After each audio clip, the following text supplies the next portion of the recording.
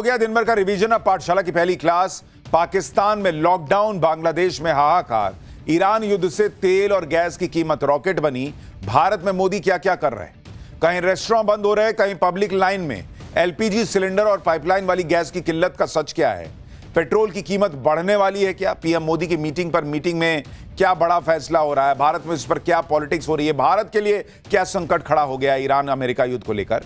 सबसे पहले इसका चैप्टर देखिए। जिस दिन ईरान का अमेरिका के साथ ये युद्ध शुरू हुआ था, हमने पाठशाला में डे 1 आपसे कहा था कि ये युद्ध कोई जीते कोई हारे, पूरी दुनिया को ऐसे चपेटे में ले लेगा कि युद्ध लड़ रहे हैं वो, बर्बाद होंगे हम। जो युद्ध नहीं लड़ रहे हैं ना, उनके लिए बड़ी चुनौती आ जाएगी। और हमने आपसे डे 1 कहा था, आज सबसे बड़ी चुनौती दुनिया के सामने आकर खड़ी हो गई।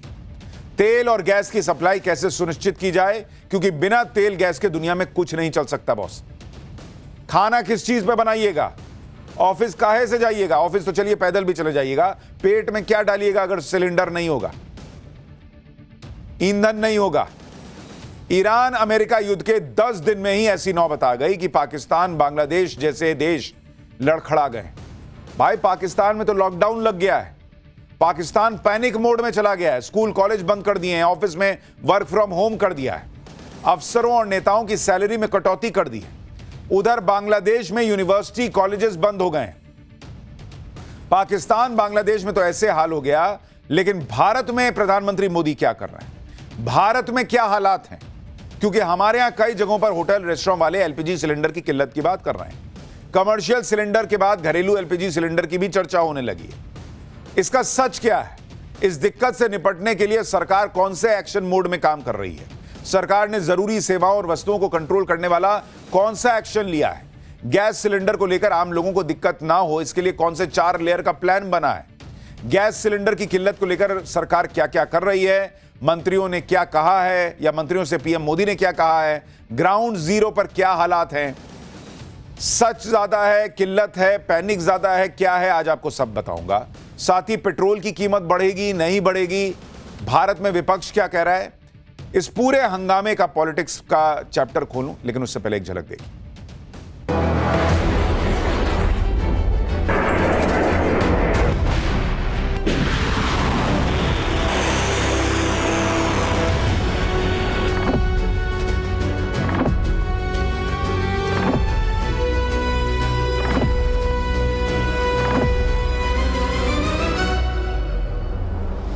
गुरुवार से ही हमें सिलेंडर का समस्या आया है, shortage of supply LPG cylinders का, और उसके कारण आज तक 20% ऑफ अपना होटल्स बंद हो चुका है। सारे जो लोग आए थे होटल ओनर मालिक कि भाई हमारा गैस अगर पूरा बंद कर देंगे तो होटल तो पूरा बंद हो जाएगा। तो कर्नाटक में होटल स्ट्राइक पे जा रहे हैं। एक दिन सिलेंडर गया तो हमको इतना टेंशन आता है कि अभी क्या करना है, क्योंकि हम स्टोव नहीं जला सकते, रॉकेल मिलता नहीं है। हाँ, ब्लैक में मिल रहा है। ब्लैक में वहाँ पे ब्लैक में जाओ 1400-1500 रुपए का सिलेंडर है। ईरान अमेरिका वॉर ने तेल के दामों में आग लगा रखी है, लेकिन सिर्फ तेल की बात नहीं है। गैस का भी बड़ा संकट दुनिया के सामने आकर खड़ा हो गया है, क्योंकि गैस की सप्लाई उस तरह से नहीं हो पा रही जिस तरह से पहले हो रही थी, और इससे हमारे सामने बड़ा चैलेंज आ गया है। इस चैलेंज से पीएम मोदी कैसे निपट रहे हैं, सरकार क्या कर रही है, ये सब आपको आगे बताऊंगा। पहले आप वो तस्वीरें देख लीजिए जो देश के अलग अलग हिस्सों से आ रही है। ईरान युद्ध को 10 दिन हो चुके हैं। 10 दिन तक तो भारत में कोई पैनिक नहीं हुआ, लेकिन अब कुछ तस्वीरें आ रही हैं जो बता रही हैं कि आगे चैलेंज बड़ा हो सकता है। अगर यह युद्ध ऐसे ही खिंचता रहा तो यह चैलेंज बढ़ जाएगा बॉस। जैसे आप देखिए कि हर जगह पर आज एलपीजी की बात हो रही है। कई जगहों से ऐसी तस्वीरें आई कि एलपीजी सिलेंडर के लिए लाइन लगने लग गई। लोग एलपीजी सिलेंडर की बातें कर रहे हैं। क्या कोई ऐसी किल्लत आने वाली है? लोगों के मन में पैनिक आ रहा है। सच क्या है, इसके बारे में आपको डिटेल से बताऊंगा, लेकिन पहले यह देखिए कि एलपीजी को लेकर किस तरह की बातें लोग कर रहे हैं। ये तो परिस्थितियाँ ऐसी हैं जो एलपीजी के रिडक्शन हो रही है, प्राइसेस बढ़ रहे हैं, और जो सरकार पूरी तरह जिस तरह एनर्जी को लेके जो सीरियसनेस दिखानी चाहिए थी वो नहीं दिखा पा रही है। और जहाँ अमेरिका के कहने पे ये सरकार चल रही है, अमेरिका कहेगा इनसे तेल लीजिए तो आप लेंगे, अमेरिका कहेगा कि आप इनसे तेल नहीं लीजिए, इस देश से तेल लीजिए तो उस देश से लेंगे। तो ये कुल मिला के जिस तरह की विडम्बना इस पूरे देश के सामने है और जिस तरह की इनसिक्योरिटी देश सामना कर रहा है, ये केवल और केवल भारतीय जनता पार्टी की वजह। कई बार ऐसा हुआ है कि राहुल जी ने कुछ कहा और वो सच निकला। कई बार ऐसा हुआ है कि राहुल जी ने कुछ कहा और वो सच निकला।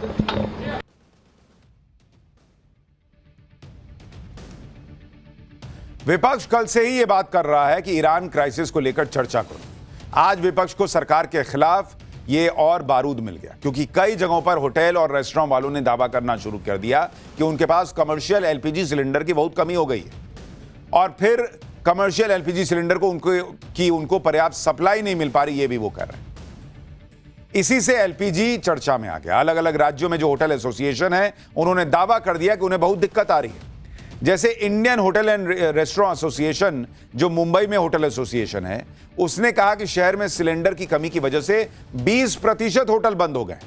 एसोसिएशन ने चेतावनी दी है कि अगर ऐसा ही चलता रहा तो अगले 2 दिन में 50% होटल बंद हो जाएंगे।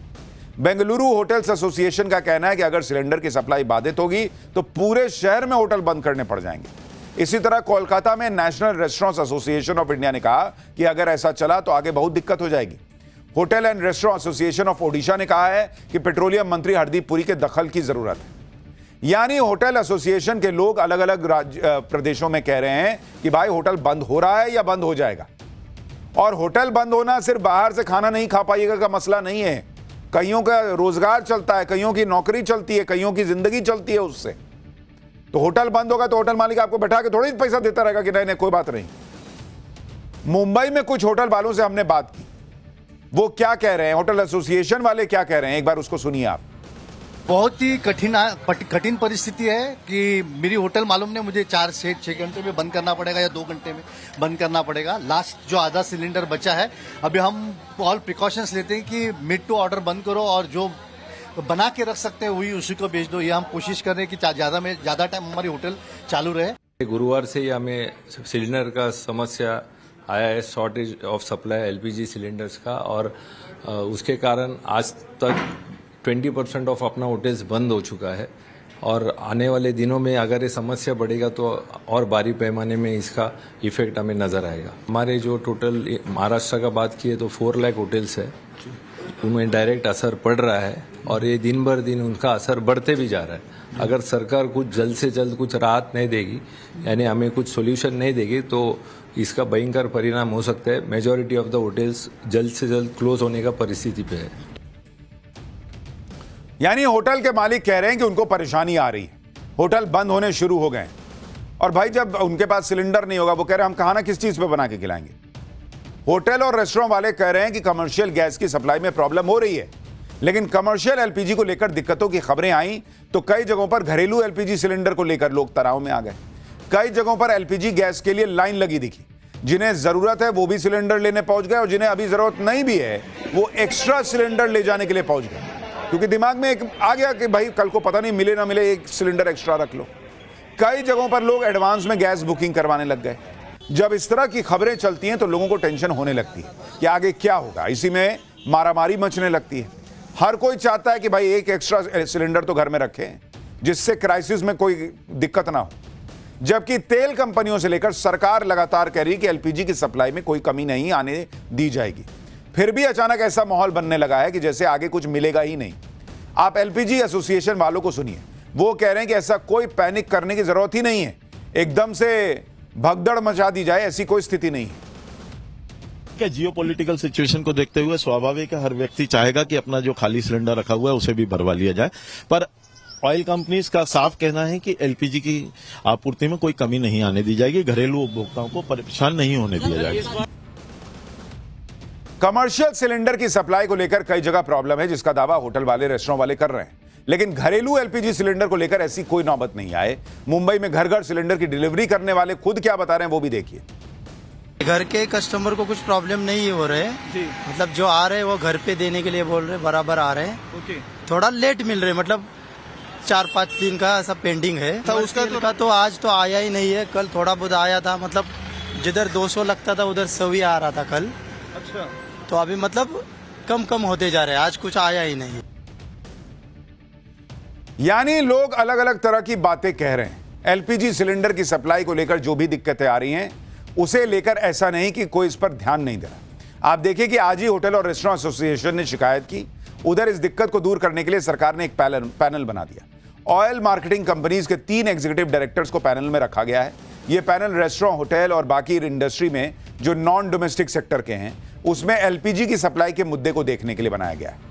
सरकार के सूत्रों के मुताबिक अगर कमर्शियल सिलेंडर को लेकर किसी की जेन्युइन रिक्वायरमेंट है तो यह पैनल सप्लाई को रीप्रायोरिटाइज करेगा। ऑयल मार्केटिंग कंपनियां अलग अलग रेस्टोरेंट एसोसिएशन से बात करेंगी ताकि उनकी समस्या को समझा जा सके। कई लोग ऐसे भी होते हैं जो क्राइसिस में अपना फायदा देखने लगते हैं, जमाखोरी करने लगते हैं, कालाबाजारी करने लगते हैं। गैस सिलेंडर को लेकर ऐसा कुछ ना हो, इसके लिए भी मोदी सरकार ने बड़ा फैसला लिया। सरकार ने एसेंशियल कमोडिटीज एक्ट लागू कर दिया है। यह वो कानून है जिसका इस्तेमाल सरकार जरूरी वस्तुओं के उत्पादन, वितरण और सप्लाई को कंट्रोल में करने के लिए करती है। यह कानून सुनिश्चित करता है कि कालाबाजारी और जमाखोरी को रोककर उचित कीमतों पर जरूरी चीजें उपलब्ध होती रहें और इसके तहत सरकार स्टॉक की सीमा तय कर सकती है। इस एक्ट को लागू करने के साथ ही सरकार ने बता दिया कि देश में जो प्राकृतिक गैस सीमित मात्रा में बनता है वो प्राथमिकता के आधार पर पहले किसे मिलेगा। मतलब अगर कोई जमाखोरी करेगा तो उसको कड़ी सजा हो सकती है। जहां तक गैस सप्लाई की बात है तो सरकार ने गैस की सप्लाई को 4 कैटेगरी में बांट दिया और यह तय करने का प्रयास कर रही है कि पहले गैस किसको मिले। प्राथमिकता के आधार पर 4 कैटेगरी बनी है। पहली कैटेगरी है सीएनजी यानी compressed natural gas, PNG piped cooking gas, जो आपके घर में पाइप से गैस आती है ना वो। अब नोटिफिकेशन जारी करके इसमें एलपीजी को भी जोड़ दिया गया है कि ये भाई पहली प्रायोरिटी पे ये 3 रहेंगे, सीएनजी, पीएनजी और एलपीजी। ये सुनिश्चित किया जाएगा कि पिछले 6 महीने की खपत के आधार पर ये तीनों गैस की सप्लाई 100% हो। रिफाइनरीज और पेट्रोकेमिकल प्लांट नेचुरल गैस का इस्तेमाल पेट्रोकेमिकल प्रोडक्ट या दूसरे औद्योगिक कामों के लिए नहीं कर सकेंगे, बल्कि प्राथमिकता के आधार पर इन्हें पहले सीएनजी, पीएनजी और एलपीजी पर ध्यान देना होगा। उसके बाद नेचुरल गैस की सप्लाई दूसरे सेक्टर में हो सकती है। इसमें दूसरी कैटेगरी में खाद बनाने वाली फैक्ट्रियों को करीब 70% गैस दी जाएगी। बस उन्हें यह साबित करना होगा कि गैस का इस्तेमाल खाद बनाने में ही हुआ है। तीसरी कैटेगरी रखी गई है, इसमें चाय उद्योग, मैन्युफैक्चरिंग सेक्टर, बाकी इंडस्ट्रियल कंज्यूमर्स आते हैं जिन्हें पिछले 6 महीने की खपत के हिसाब से 80% गैस दी जाएगी। और चौथी कैटेगरी रखी गई है शहरों के गैस नेटवर्क से जुड़े छोटे कारखानों, होटल और रेस्टोरेंट को भी उनकी पुरानी खपत के हिसाब से लगभग 80% गैस दी जाएगी। अगर इसके बाद भी पहली कैटेगरी को गैस की कमी होगी, मतलब घर में खाना बनाने वगैरह के लिए अगर दिक्कत हुई, तो बाकी इंडस्ट्री के कोटे को कम किया जाएगा ताकि पब्लिक को घर में दिक्कत ना हो और उसको सिलेंडर मिलता रहे, उसको गैस मिलती रहे। इसके लिए पेट्रोकेमिकल प्लांट्स, पावर यूनिट्स और हाई प्राइस्ड गैस कंज्यूमर्स को होने वाली सप्लाई पर कैंची चलेगी। ईरान वॉर से जो चैलेंज आया है उससे निपटने के लिए पीएम मोदी खुद भी लगातार लगे हुए हैं। नरेंद्र मोदी लगातार पश्चिमी एशिया के मुद्दे पर मीटिंग्स कर रहे हैं। आज लगातार दूसरे दिन विदेश मंत्री ने पीएम मोदी से मुलाकात की है। पेट्रोलियम मंत्री हरदीप पुरी ने भी पीएम मोदी से मुलाकात की। पीएम मोदी का मैसेज साफ है कि मिडिल ईस्ट क्राइसिस का आम आदमी पर कोई असर नहीं पड़ने देना है। पीएम मोदी ने सभी मंत्रियों को इसके लिए निर्देश भी दिया है।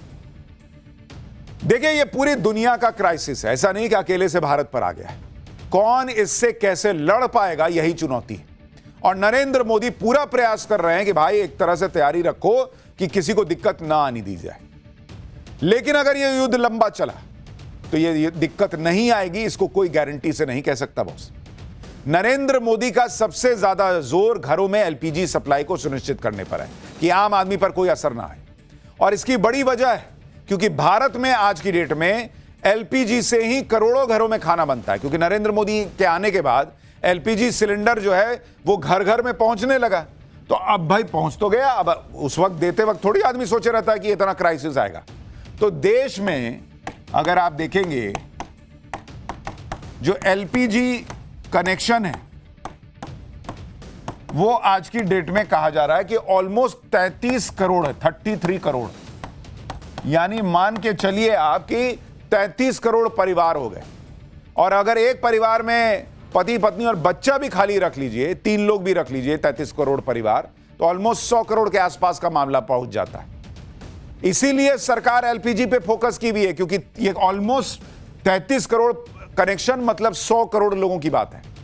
एलपीजी की सालाना खपत जो है, सालाना खपत जो है वो एलपीजी की देश के अंदर वो है 31.3 मिलियन टन, ये सालाना खपत है।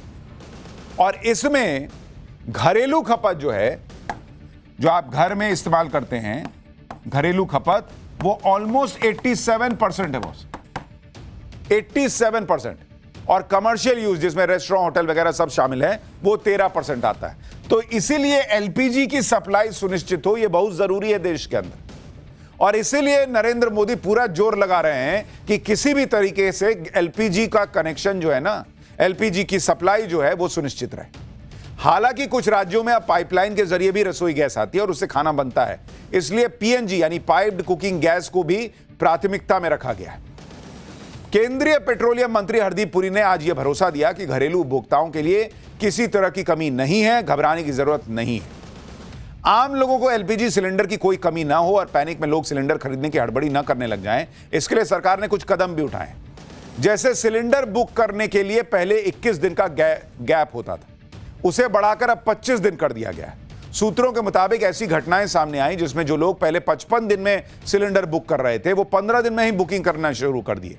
आमतौर पर एक घर में 14 किलो वाले 6 से 7 सिलेंडर की सालाना खपत होती है और औसतन सिलेंडर रिफिल की जरूरत 55 से 60 दिनों में पड़ती है। तेल और गैस, ये दो चीजें ऐसी हैं जिसके बिना आज की डेट में कुछ नहीं चल सकता। तेल का तो अलग खेल है, लेकिन आप गैस का गणित भी समझिए। पहली बात तो भारत में हर दिन 190 million metric standard cubic metres gas consume होती है। इसमें से 50% के करीब नेचुरल गैस इंपोर्ट होती है, बाकी घरेलू प्रोडक्शन है। और भारत में नेचुरल गैस की जो खपत होती है वो कहां कहां होती है वो भी आप देख लीजिए। इस 190 मिलियन में से सबसे बड़ा कंज्यूमर है फर्टिलाइजर सेक्टर, 58 यूनिट उधर जाती है। दूसरा बड़ा कंज्यूमर है पावर जनरेशन का, 25 यूनिट उधर चली गई। तीसरा बड़ा कंज्यूमर है रिफाइनरीज, वहां 22 यूनिट चली गई। चौथा बड़ा कंज्यूमर है सिटी गैस डिस्ट्रीब्यूशन, जिसमें 37 MMCMD जाता है। सिटी गैस डिस्ट्रीब्यूशन में वो गैस आती है जो आपके किचन तक पहुंचती है, और वो गैस आती है जिससे आपकी कार चलती है। ये भी 3 तरह से आप तक पहुंचती है, एलपीजी, पीएनजी और सीएनजी। भारत में हर साल 30 से 31 मिलियन टन एलपीजी कंज्यूम होती है, यानी हर महीने 2.5 मिलियन टन के करीब। भारत में 33 करोड़ से ज्यादा एलपीजी कंज्यूमर है और इसीलिए इसकी सप्लाई बड़ी जरूरी है। चुनौती यह है कि भारत अपनी एलपीजी की जरूरत का 60% बाहर से इंपोर्ट करता है, और इस इंपोर्ट में 90% उसी स्ट्रेट ऑफ हॉर्मूज से आता है जहां अभी मामला फंसा हुआ है। अगर स्ट्रेट ऑफ हॉर्मूज में कोई डिसरप्शन होता है तो सीधे हमारे किचन पर असर पड़ता है। और इसीलिए हमने पाठशाला में आपको डे 1 में कहा था कि यह कोई रूस यूक्रेन युद्ध नहीं है कि भाई उधर चल रहा है, इधर ठीक है, थोड़ा बहुत असर हो रहा वाला हिसाब है। मिडिल ईस्ट का युद्ध में फंस जाना, खाड़ी देशों का युद्ध में फंस जाना, यह सारा संकट शुरू होगा। और वही हो गया, क्योंकि स्ट्रेट ऑफ हॉर्मूज ईरान युद्ध के बाद 10 दिन से बंद है और इसके खुलने के आसार भी नहीं दिख रहे, क्योंकि युद्ध खत्म होता है दिख नहीं रहा। बात सिर्फ एलपीजी की नहीं, आप पीएनजी, सीएनजी को भी देख लीजिए। पीएनजी सीधे आपके घर से पाइपलाइन के जरिए पहुंचती है। आईजीएल, एमजीएल, गुजरात गैस जैसी कंपनियां पीएनजी सप्लाई करती हैं। यह आपके घर के अलावा रेस्टोरेंट, होटल में भी सप्लाई होती है। होटल, रेस्टोरेंट, हॉस्पिटल, फैक्ट्रीज, कई जगहों पर पीएनजी सप्लाई होती है। इसी तरह से सीएनजी से कार, बस, ऑटो, टैक्सी सब चलते हैं। सीएनजी की अपनी अलग बड़ी खपत है और आज की डेट में पॉल्यूशन कम करने के लिए कई बसें सीएनजी से चलती हैं, टैक्सी सीएनजी से चलती हैं। अगर ये गैस का संकट खत्म नहीं हुआ तो घर के सिलेंडर से लेकर पाइप में जो गैस आती है से लेकर आपकी बस, टैक्सी, सब पर असर पड़ेगा बॉस। भारत की गैस जरूरतों को देखें तो यह बहुत बड़ी जरूरत है और बहुत कॉम्प्लेक्स है और यह ग्लोबल सप्लाई चेन से सीधी जुड़ी हुई है। ईरान युद्ध जब शुरू हुआ था और तेल गैस की सप्लाई पर संकट आने की चर्चा होने लगी थी, तो इसमें भारत के लिए बड़ा चैलेंज इसलिए था क्योंकि नेचुरल गैस की भारत को जितनी जरूरत है वो जरूरत काफी हद तक उस मिडिल ईस्ट पर निर्भर है जहां युद्ध चल रहा है। भारत अपने लिक्विफाइड नेचुरल गैस यानी एलएनजी के इंपोर्ट के लिए 5 देशों पर सबसे ज्यादा निर्भर है। भारत के एलएनजी इंपोर्ट का 83% सिर्फ 5 देशों से आता है, यानी इसकी सप्लाई में उस तरह का डाइवर्सिफिकेशन नहीं है जैसा कच्चे तेल को लेकर। दूसरी दिक्कत यह है कि भारत एलएनजी इंपोर्ट के लिए वेस्ट एशिया पर ज्यादा निर्भर है। जैसे 18% एलएनजी इंपोर्ट कतर से होता है, 11% ओमान से होता है, जबकि ऑस्ट्रेलिया दुनिया का सबसे बड़ा एलएनजी एक्सपोर्टर है, लेकिन भारत उससे मात्र 0.1% इंपोर्ट कर पाता है। दावा है कि भारत के पास करीब 3 हफ्तों का रिजर्व है, लेकिन अगर यह युद्ध लंबा चला तो 3 हफ्ते के रिजर्व से क्या ही होगा बॉस। ईरान युद्ध के बीच सरकार ने अपनी तैयारियां भी तेज की हैं, क्योंकि युद्ध से तेल गैस की सप्लाई पर असर पड़ना तय था। आज जब एलपीजी सिलेंडर को लेकर इतनी चर्चा हो रही है तो सरकार के सूत्रों का दावा है कि ऑयल रिफाइनरी में एलपीजी का प्रोडक्शन 10% बढ़ गया है। सरकार का कहना है कि भारत की स्थिति कई देशों से बहुत अच्छी है। सरकार के सूत्रों के मुताबिक सप्लाई को सही रखने के लिए और जमाखोरी को रोकने के लिए एसेंशियल कमोडिटीज एक्ट लगाना पड़ा है। देश की एनर्जी जरूरतों को पूरा करने के लिए सरकार कई देशों के संपर्क में है। सरकार के सूत्रों के मुताबिक पहले क्राइसिस था, लेकिन अब इसे सुलझा लिया गया है। मौजूदा हालात से निपटने के लिए तैयारी अच्छी है, किसी तरह का क्राइसिस नहीं है। सभी रिफाइनरी 100% क्षमता से काम कर रही हैं। देश के पास पर्याप्त मात्रा में एनर्जी सोर्स मौजूद है। लोगों को सोशल मीडिया में फैली फर्जी जानकारी के झांसे में नहीं आना चाहिए। घरेलू सप्लाई बनी रहे, यह सरकार की प्राथमिकता है। यानी सरकार यह मैसेज दे रही है कि सब कंट्रोल में है, पैनिक में मत आइए। लेकिन सवाल यह है कि यह कितने दिन कंट्रोल में रहेगा, क्योंकि जब उधर से तेल ही नहीं आएगा तो गैस कहां से लाइएगा। नेचुरल गैस को लेकर चर्चा के बीच यह भी बातें हो रही हैं कि क्या पेट्रोल डीजल के मामले में भी ऐसे ही होगा। पेट्रोल डीजल को लेकर सरकार के सूत्र पहले ही कह चुके हैं कि देश में किसी भी पंप पर पेट्रोल और डीजल की कमी की कोई समस्या नहीं है, स्टॉक काफी है। सरकार का दावा है कि उसके पास पर्याप्त मात्रा में फ्यूल रिजर्व है और सप्लाई के अरेंजमेंट है, और शायद यही वजह है कि सरकार ने अभी तक रिफाइंड ऑयल के एक्सपोर्ट पर रोक लगाने जैसा कोई फैसला नहीं लिया है। भारत में तो पेट्रोल डीजल के दाम कंट्रोल में हैं फिलहाल। सप्लाई की कोई दिक्कत ऐसी दिख नहीं रही है। दाम बढ़ने की बात है, लेकिन अभी बढ़ी नहीं है। इतने बड़े क्राइसिस में कुछ जगहों पर भले ही प्रॉब्लम हो, लेकिन ओवरऑल पैनिक वाली स्थिति नहीं। लेकिन आप अपने पड़ोस में देख लीजिए, 10 दिन में ही पाकिस्तान और बांग्लादेश जैसे देशों की टांगें कांपने लग गई। पाकिस्तान में क्या हो रहा है वो आपको बताऊंगा तो आपको समझ में आएगा कि भारत अभी कितनी मजबूत स्थिति में दिख रहा है। फिलहाल ईरान युद्ध की वजह से पाकिस्तान में तेल की भयंकर कमी हो रही है, और इसी कमी से निपटने के लिए पाकिस्तान को अपने स्कूल दफ्तरों पर ताला लगाना पड़ा है ताकि लोग ज्यादा फ्यूल का इस्तेमाल न कर पाए। पाकिस्तान की सरकार ने ऐलान किया है कि स्कूल 2 हफ्तों के लिए बंद रहेंगे। हायर एजुकेशन, कॉलेज, यूनिवर्सिटी की क्लासेस ऑनलाइन कर दी जाएंगी। सरकारी दफ्तर हफ्ते में सिर्फ 4 ही दिन खुलेंगे। सरकारी विभागों के 50% कर्मचारी वर्क फ्रॉम होम करेंगे। अगले 2 महीनों तक सरकारी विभागों को मिलने वाले फ्यूल में 50% कटौती की जाएगी। पाकिस्तान के पंजाब प्रांत में सभी शिक्षण संस्थाओं को 31 मार्च तक के लिए बंद कर दिया गया है। मंत्रियों को सरकारी कोटे से जो तेल मिलता था उसको सस्पेंड कर दिया गया है। मंत्रियों के काफिले में जो सिक्योरिटी वाहन चलते हैं उस पर रोक लगा दी गई है। सरकार ने सभी आउटडोर इवेंट्स को बंद कर दिया है। इसके अलावा पाकिस्तान में पेट्रोल और डीजल के दाम बढ़ा दिए गए हैं। पेट्रोल की कीमत में 55 पाकिस्तानी रुपए प्रति लीटर का इजाफा हो गया है, जो पाकिस्तान के इतिहास में सबसे बड़ा इजाफा है। सिर्फ पेट्रोल ही नहीं, हाई स्पीड डीजल की कीमत में भी करीब 20% का इजाफा हुआ है। यानी पाकिस्तान ईरान अमेरिका युद्ध के 10 दिन के अंदर बाप बाप कर रहा है। आधा पाकिस्तान लॉकडाउन में चला गया है और वहां पर लोगों की सैलरी तक कट हो रही है। आप इससे अंदाजा लगाइए कि यह कितनी गंभीर समस्या है जिससे भारत अभी तक बचा हुआ है। पाकिस्तान के साथ साथ बांग्लादेश में भी पैनिक है बॉस। बांग्लादेश में भी यूनिवर्सिटीज, कॉलेजेस बंद करने पड़े। बांग्लादेश को थोड़ी राहत तब मिली जब भारत ने उसे हजारों टन डीजल की सप्लाई की। भारत ने बांग्लादेश को 5000 टन डीजल की सप्लाई भेजी है। भारत ने यह सप्लाई बांग्लादेश के साथ हुए एक समझौते के तहत भेजी है। इस समझौते के मुताबिक भारत बांग्लादेश को हर साल 1,80,000 टन डीजल की आपूर्ति करेगा। इसी तरह कई देश पैनिक में हैं। साउथ कोरिया, थाईलैंड, सब जगह फ्यूल प्राइस पर कैपिंग लगा दी गई है। थाईलैंड के पीएम ने लोगों से अपील की है कि तेल खरीदिए लेकिन जमाखोरी मत कीजिए। वियतनाम ने कहा है कि फ्यूल इंपोर्ट पर टैक्स को कुछ दिनों के लिए हटा देगा। फिलीपींस ने 4 दिन वर्किंग डे का ऐलान किया है जिससे तेल की खपत कम हो। अलग अलग देशों में क्राइसिस की शुरुआत हो चुकी है। यह क्राइसिस और बढ़ सकता है क्योंकि स्ट्रेट ऑफ हॉर्मुज को लेकर ईरान ने धमकी दी है कि 1 लीटर भी यहां से गुजरने नहीं देंगे। यानी यह मामला बहुत गंभीर है। आज की डेट में भारत इससे लड़ रहा है और हम भारतीय के तौर पर बचे हुए हैं। लेकिन मनाइए कि यह युद्ध खत्म हो जाए, क्योंकि बहुत लंबा चल गया तो कोई नहीं बच पाएगा। और युद्ध लंबा चलेगा या नहीं, इसको अगले चैप्टर में बताता हूं। अमेरिका की हेकड़ी निकल गई। ट्रंप युद्ध खत्म करने की बात कर रहे, ईरान 10 साल तक लड़ने की तैयारी में है क्या? रूस खुफिया जानकारी दे रहा, चीन हथियार बनाने में मदद कर रहा, ईरान को मदद और ट्रंप के साथ खेला हो रहा है क्या? बच्चों के स्कूल पर बम गिराया, निहत्थे शिप को डुबाया और उसके बाद बेशर्मी से ट्रंप का वो बयान कि सुनकर हिल जाएंगे,